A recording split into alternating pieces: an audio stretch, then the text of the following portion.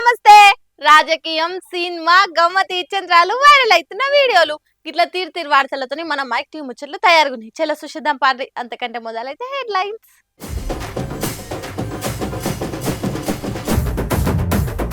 కొట్లాటకు centre అయింది Khammam Congress meeting. Ponguleti బట్టి ముంగట్నే కార్యకర్తల ఫైటింగ్.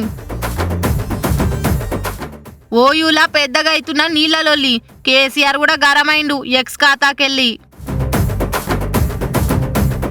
బీర్లు దొరుకుతలేవని ఎక్సైజ్ శాఖకు లేఖలు. సీఎంకు 4 డిమాండ్లు అనుకుంటా గీ అన్న పడుతుండు శేఖలు.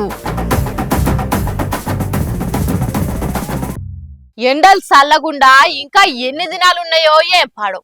సూరన్న నెత్తిల సావెట్టి బలమంతా పీల్చుతనే ఉన్నాడు. చెర్ర 10 కొట్టుడే లేటు. అగ్నిగుండాల కంటే ఎక్కువనే మండిపోతుంది భూతల్లి. ఇక గంతగనం ఎండలు కొట్టంగా వడదెబ్బ తలగకుంటూ ఉంటదా?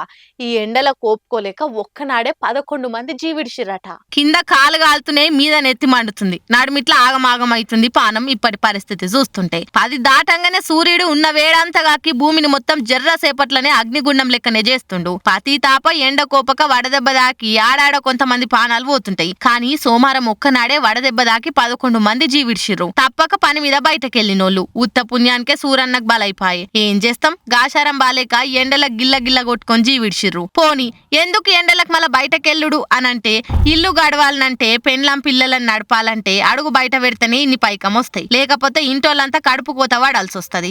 అట్లా చూసుకుంటే ఇట్లా పానాలు తీసుకునే కథ అవుతుంది. వీళ్ళ పరిస్థితి ఇట్లుంటే ఇంకా రోడ్ల మీద చిన్న దందాలు చేసుకునేటోళ్ళది మరీ అధ్వానంగా ఉంది. పొద్దంతా ఎండ ఆల మీదకెళ్ళే పోతుంది. కానీ ఏం చేస్తారు, తప్పని తిప్పలాయే. బతుకు తెరువు కోసం వెళ్ళదీస్తుర్రు. అందుకే మీరు సుత ఏదన్నా అక్కరకొచ్చే పని ఉంటేనే కాలు బయట పెట్టుర్రి. ఇంత జ్యూసులు, చెరుకు పాలు, కొబ్బరి నీళ్లు ఎన్ని పడితే అన్ని తాగుతూనే ఉండుర్రి. ఈ సూరన్న మన రక్తం స్ట్రా వేసుకొని వీల్చుతూనే ఉంటాడు. ఇక ఆయన పతాపం తట్టుకోవాలంటే గా మాత్రం గొంతు తడపక తప్పది. ఉత్తగా గాలి తిరుగులేమన్నుంటే మాపటికి పెట్టుకోర్రి. గీ ఎండలకు తిరిగిన ఉబ్బరానికి ఆగమాగంకు పోయిన నిమ్మలం లేకుండా పోతది. జర నీళ్ళ డబ్బా, ఓ ఛత్రి, నెత్తి మీద ఓ బట్ట, గివి మట్టుకు యాదివి మరవకుర్రి. ఇంకా ఎన్ని దినాలబ్బా ఈ తిప్పలు అంటే జర ఎండలు చల్లబడేదాకా అని నిపుణులు చెప్తుర్రు. ఇవి ఇప్పట్లనైతే తక్కువ కావు గాని మీరైతే పైలంగుండుర్రి. ఏమంటున్నాం?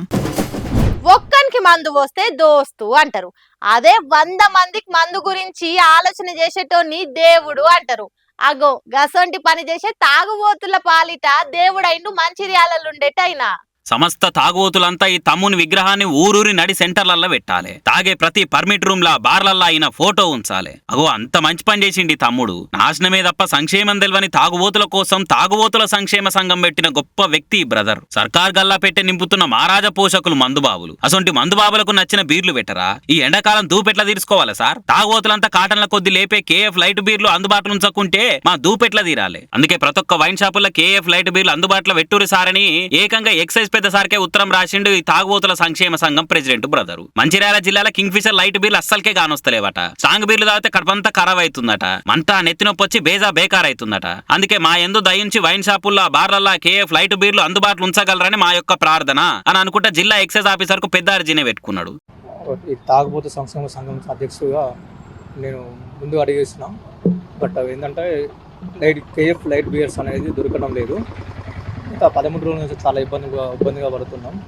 ఎందుకంటే 18 రోజుల్లోనే తెలంగాణ ప్రభుత్వానికి 670 కోట్లు ఆదాయం అనేది జరగడం చాలా మంచి ఒక కృషిగా మేము ముందుకు నడిపించాము, ఆదాయం తెప్పించాము.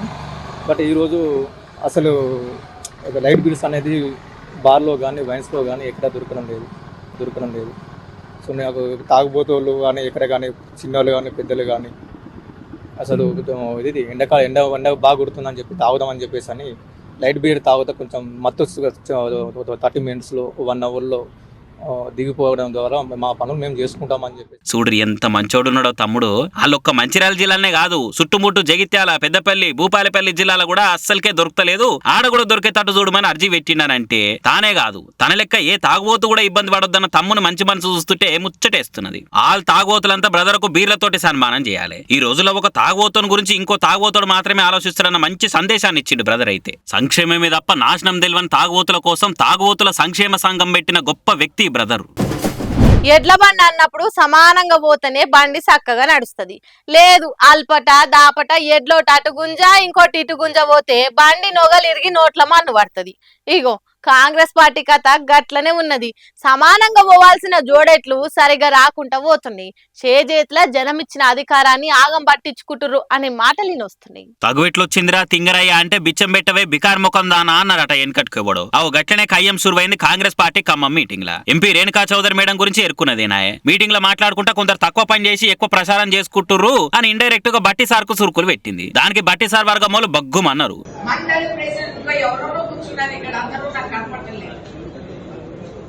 అన్ని ఏరియాస్ నుంచి రాలేదు మండల్ ప్రెసిడెన్సీ వాళ్ళు నాకు కనపడటం లేదు. నేను చెప్తున్నా ఇంత నిర్లక్ష్యం చేయటం వీలు కాదు.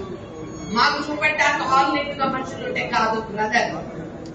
ఈ చిల్లర మోసాలు ఈ నాటకాలు మానేసి బాధ్యత వహించి పదవులు తీసుకొని పదవుల కోసం ప్రాకులాడేవాళ్ళు చాలా మంది ఉంటారు. ఏ ఫోటో దిగినా ఎట్లా వాళ్ళ తలకాయలు కనిపిస్తారు. సోషల్ మీడియాలో అడ్డగోలుగా ఫోటోలు పెట్టుకుంటారు. వాళ్ళు చేసేది పుచ్చకాయలు. కాబట్టి మీరు బాధ్యత వహించి పోస్ట్ కావాలన్నప్పుడు ఈసారి మీరు ఏ బూత్ లో ఎన్ని ఓట్లు వచ్చినాయో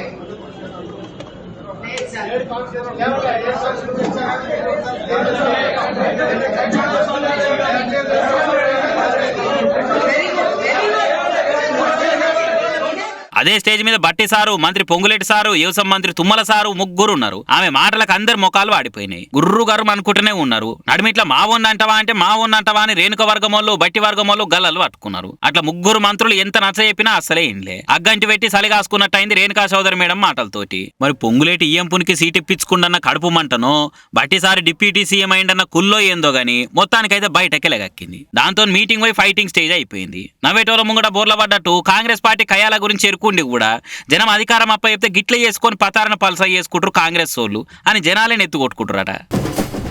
ఉస్మానియా యూనివర్సిటీలా నీళ్ళ గోస అవుతుందని యూనివర్సిటీలుండే స్టూడెంట్లు 3 వద్దుల సంధి జంగు చేస్తున్నదే అంతా చూస్తూనే ఉంటుంది. చదువుకునేటోళ్ళ లొల్లిపోయి పొలిటికల్ టర్నింగ్ ఇచ్చుకుంది. అధికార ప్రతిపక్షాల నడుమ జగడం లెక్క ముదిరిపోయింది. అసలే ఎలక్షన్ టైము. ఏ పాయింట్ ఏడ దొరుకుతుందా అని ప్రతి ఒక్క రాజకీయ పార్టీ కాసుకొని కూర్చునే టైము. అసొంటి టైంలో ఓయూలో నీళ్ళొస్తలేవనే విద్యార్థులొల్లి రాజకీయ పార్టీలకు వరంగా మారింది. తెలంగాణ రాజకీయాల్లో ఓయూ ప్రాధాన్యతను తీసేయలేము. ఎందుకంటే ఉద్యమంలో ఓయూనే ఎన్ను బొక్క లెక్క ఎట్లా పనిచేసిందో చూసే ఉంటిమి. అందుకే ఓయూలో పుట్టిన ఏ ఉద్యమాన్నైనా ఉట్టిగా తీసి పడేసేది ఉండదు. ముఖ్యంగా గర్ల్స్ హాస్టల్లో నీళ్ళు వస్తలేవని జంగులేపిరు ఆడవిల్లలు. అంతకుముందు మెస్సుల పురుగులు అన్నం పెడుతురని అదులొల్లైంది. ఇక ఇప్పుడు ఓయూలో నీళ్ళు లేవని కరెంట్ ఉంటలేదని విద్యార్థులోకమంతా నిరసనకు దిగింది. కావాలనే విద్యార్థులు బదనాం మోపుతురని సర్కారు మండిపడుతున్నారు. అటు యూనివర్సిటీ ఆఫీసర్లేమో నీళ్ళ ప్రాబ్లం ఉంది లేదని కాదు సెలవులు ఇస్తున్నామని చెప్పుకొచ్చిరు. ఇక దాని మీద ప్రతిపక్ష పోలు బగ్గుమంటున్నారు. నీళ్ళు ఇయ్యమంటే సెలవులు ఇచ్చి పోరలు ఇంటికి తోలుతున్నారు. ఇదేం పద్ధతి అని కేసీఆర్ సార్ కూడా సోషల్ మీడియాలో పోస్ట్ పెట్టిండు. అటు విద్యార్థి సంఘం లీడర్లేమో డిప్యూటీ సీఎం కు సవాల్ చేసిరు. బట్టి సారు ఒక్కసారి వచ్చి ఓయూలో తిరిగి చూడు, మేము ఎట్లుంటున్నామో మీకు తెలుస్తుంది. అయ్యా బల్మూరు వెంకట్ గారు, విద్యార్థుల పేరు చెప్పుకొని ఎమ్మెల్సీ అయినవు, నువ్వు ఓయూలు ఉన్నప్పటి రోజులు అప్పుడే యాద్ మర్చినవా అని తిట్టిపోసిండు సందీప్ అనే విద్యార్థి సంఘం లీడరు. ఇక కేసీఆర్ సార్ ట్వీట్ మీద రేవంత్ సార్ బగ్గుమన్నాడు. గోవెల్స్ కంటే ఘోరం తయారైతున్నాడు కేసీఆర్ అని మండిపడ్డాడు. మీరు ఉన్నప్పుడు కూడా ఓయూలో నీళ్ళ ప్రాబ్లం ఉన్నది, కానీ కావాలనే కాంగ్రెస్ సర్కార్ మీద బద్నాం వేస్తందుకు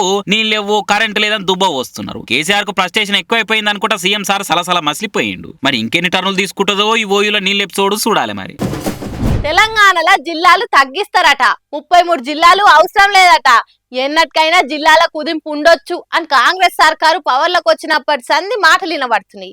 ఇక ఇప్పుడు ప్రతిపక్షాలు ఈ ప్రచారాన్ని ఇంకింత ఉరికిచ్చే పని ముంగటేసుకున్నట్టు తెలుస్తున్నది. మనకు 33 జిల్లాలు ఎందుకు, 17 జిల్లాలు చాలు అన్న ఆలోచన చేస్తున్నదట సర్కారు అన్న మాటలు శానొందల సందేహం పడుతున్నాయి.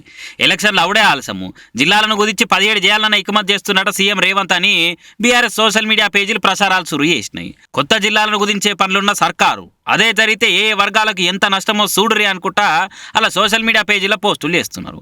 అయితే నిజానికి జిల్లాలను తగ్గిస్తామని సర్కారు ఏడా కూడా ప్రకటన చేయలేదు. అసలు ఆలోచన ఉన్నదని కూడా మంత్రులు కూడా చెప్పలేదు. నిజంగానే ఒకవేళ అట్లా చేయాలంటే మళ్ళీ కమిటీ వేయాలి, రిపోర్ట్లు తీసుకోవాలి. ఆశామాషి కాదు, పెద్ద తతంగమే ఉంటుంది. మళ్ళీ కొత్త కేంద్రంకి వెళ్ళి రాష్ట్రపతికి వెళ్ళి కొత్త జోనల్ వ్యవస్థకు పర్మిషన్ తీసుకోవాలి. అదేగాక రియల్ ఎస్టేట్ పరంగా భూముల ధరలు పడిపోతాయి.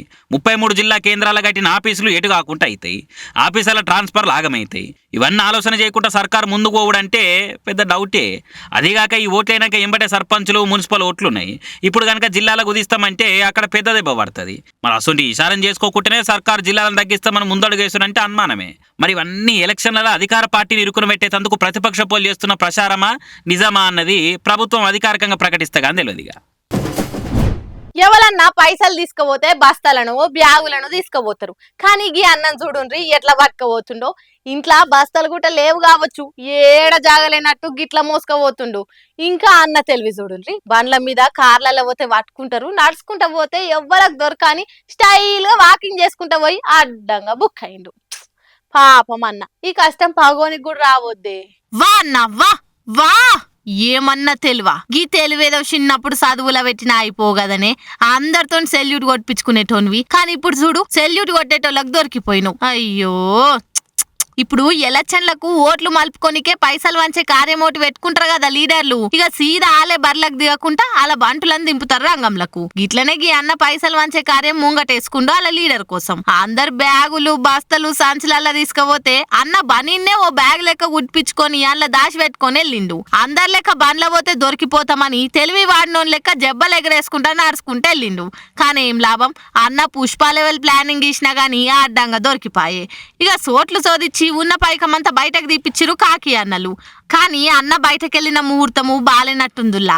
వస్తప్పుడు నల్ల పిల్లి గిటేమన్నా అడ్డం వచ్చిందా ఏంద్రా గిట్ల దొరికిపోయినావు అని తిట్టి వస్తున్నారట అన్నకు పైసలు ముట్టగట్టినోళ్ళు. తెరా పైలమే గీ తీర్ల ప్లానింగ్లు ఏమన్నా చేసేటోళ్ళు ఉంటే మానేసుకోరిగా. అనవసరంగా కుట్పిచ్చే బనీన్లకు పైసలు దండుగా, అనవసరంగా కుట్పిచ్చే బనీన్లకు పైకం దండుగా. పుష్పాల అల్లు అర్జున్ కూడా గీ లెవెల్ ప్లానింగ్ ఇస్తందుకు ఆలోచన రాకుండొచ్చు అనుకుంటా హెచ్చరిక మారుతున్నారు అన్న పనితనం చూసిన నెటిజన్లు. దేనికైనా ఓ పద్ధతి పాడు అనేటి ఏడుస్తాయి. రేట్లు పెంచుతామంటే సరే, ఓ లెక్క తీర్ల పెంచితే రీత్రీవాయి అంటారు. కానీ మరీ ఘోరం ఉన్నారు కదా వీళ్ళు. 10 రూపాయలకు దొరికే వీటిని 100లని బోర్డు పెట్టి అమ్ముతున్నారు. ఇంతకీ ఏంటి అవి?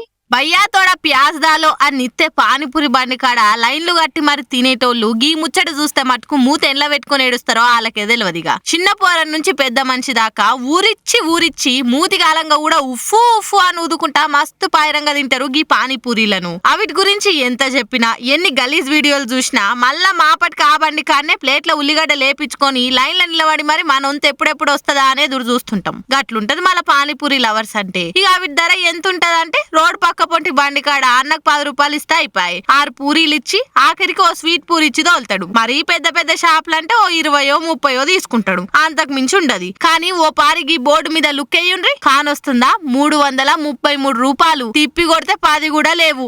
వీటికి 333 రూపాయల అంటారా? ఆమల ఎయిర్పోర్ట్ ధరలంటే ఆ మాత్రం ఉండాలే అని చెప్పుకుంటారు అమ్మేటోళ్ళు. ఇట్లనే కౌశిక్ ముఖర్జీ అనే బిజినెస్ మ్యాన్ ముంబై ఎయిర్పోర్ట్ లా ఆకలి ఇంత కడుపులేమన్నా ఆసరేసుకుందామని పోయి చూస్తే నోరెల పెట్టినట్టున్నాయి అట ఆడ పానీపూరి ధరలు. ఎయిర్పోర్ట్ లో ధరలు ఎక్కువ ఉంటాయని ఎరికే గాని మరీ గింతగానే మన తెలవలే అనుకుంటా ఓ ఫోటో ఒకటి సోషల్ మీడియాలకు ఎక్కిచ్చేసరికి ఇక అందరు ఎక్కిరిస్తారు గీ అడ్డగోలు ధరలను పెట్టినోళ్ళను. శశిరాణులా నేను పట్టుకొచ్చిన ముచ్చట్లు ఎట్లున్నాయో ఇంకెన్ని ముచ్చట్లతోటి మళ్ళా కలుద్దాం. అప్పటిదాకా చూస్తూనే ఉండరు మనం మైక్ టీవీ ముచ్చట్లు.